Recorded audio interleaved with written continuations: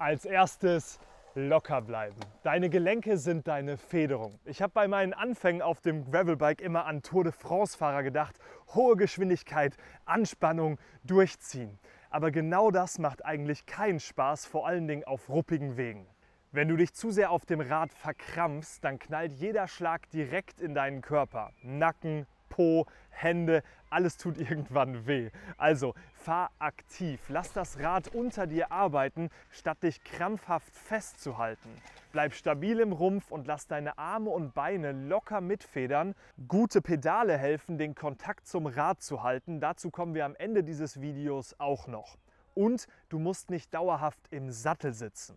Gerade auf unebenem Gelände hilft es, immer mal wieder aufzustehen. Das sorgt für mehr Kontrolle und schont den Hintern. Und wo wir schon beim Po sind, der leidet besonders, wenn der Reifendruck nicht richtig passt. Die meisten Gravelbikes haben ja keine Federung, da tragen die Reifen zumindest ein wenig zum Komfort bei. Ich habe anfangs den Fehler gemacht, die Reifen ähnlich wie beim Rennrad zu voll aufzupumpen. Das sorgt natürlich auf Asphalt für weniger Rollwiderstand. Da ist es auch in Ordnung, aber abseits der Straße macht es dann weniger Spaß und genau dafür sind zumindest in meinen Augen Gravelbikes da. Deshalb überleg dir vor jeder Tour, wie der Untergrund aussieht. Viel Asphalt, höherer Reifendruck, loser, rauer Untergrund, dann eher weniger Reifendruck für mehr Komfort und mehr Grip.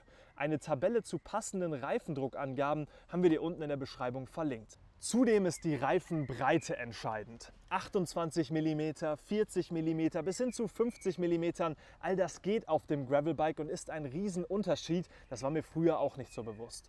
Breitere Reifen sind komfortabler, aber langsamer. Schmalere Reifen rollen hingegen schneller, geben aber auch weniger nach.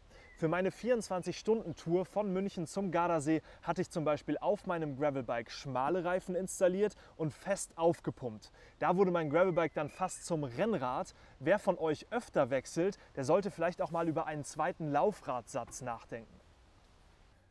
Was nehme ich mit auf die Tour und wie transportiere ich es? Ich bin am Anfang ja im Mountainbikesport gestartet und da war der Rucksack die erste Wahl, hat dann aber auch schnell gemerkt, oh hier, die Schultern sind blockiert, da ist vielleicht die Hüfttasche besser.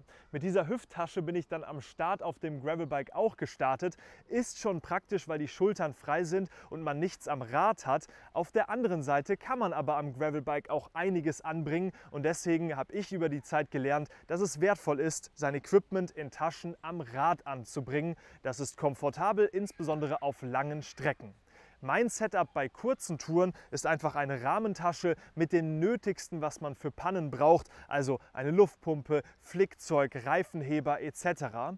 Bei Bedarf kommen dann weitere Taschen dazu und ich denke dieses System dann modular. Zum Beispiel mit einer Tasche, die hinten als Arschrakete befestigt werden kann. Auch hier oben noch, wo man eine Powerbank fürs Handy oder fürs Fahrradnavigationssystem rauslegen kann und ein Food Pouch, wie du es da siehst.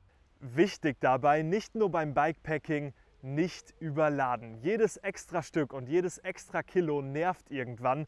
Worauf ich aber nie verzichte, das ist Wasser. Mindestens 750 Milliliter habe ich immer mit dabei und auch ein bisschen Geld für die Kaffeepause, die Eispause und Snacks. Am liebsten dabei Raw Bites. Die Riegel bestehen aus wenigen natürlichen Zutaten, Nüssen, Früchten, kein zugesetzter Zucker, sind vegan, glutenfrei und gut verträglich. Meine Favoriten sind zum Beispiel Vanilla Berries, Peanut und auch Kakao. Es gibt aber auch Proteinriegel, zum Beispiel Peanut Caramel mit 22% Protein. Mehr Infos zu Rawbite findest du unten in der Beschreibung und jetzt geht's zur Navigation. Früher bin ich einfach losgefahren und ganz ehrlich, das ist auch bis heute okay. Doch ich war dann auch häufig enttäuscht. Zu viel Straße, zu viele Wurzeln, ohne Planung wird selbst die schönste Tour schnell anstrengend.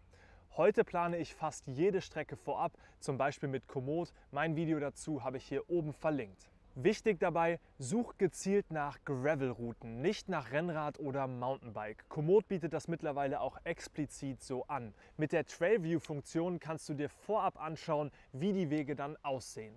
Ich navigiere übrigens nach wie vor mit dem Smartphone am Lenker. Ich weiß, das hat viele Schwächen, aber bisher habe ich mich noch nicht zu einem Fahrradcomputer durchgerungen. Mal schauen, vielleicht kommt das bald noch.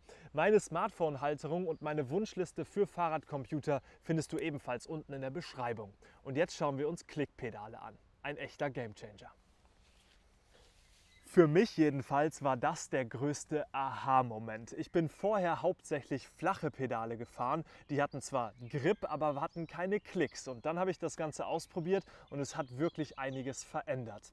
Viele von euch haben verständlicherweise Respekt, denn fast jeden liegt es einmal beim Ausprobieren hin, man vergisst auszuklicken und liegt dann da. Aber die Vorteile überwiegen, du hast eine feste Verbindung zum Rad, dadurch kannst du Beine und Füße entspannter halten, weil du weißt, dass du nicht abrutscht. Das macht dann auch die lockere Fahrweise aus Tipp 1 dieses Videos in den Gelenken möglich und ein Aufstehen vom Sattel ist viel sicherer.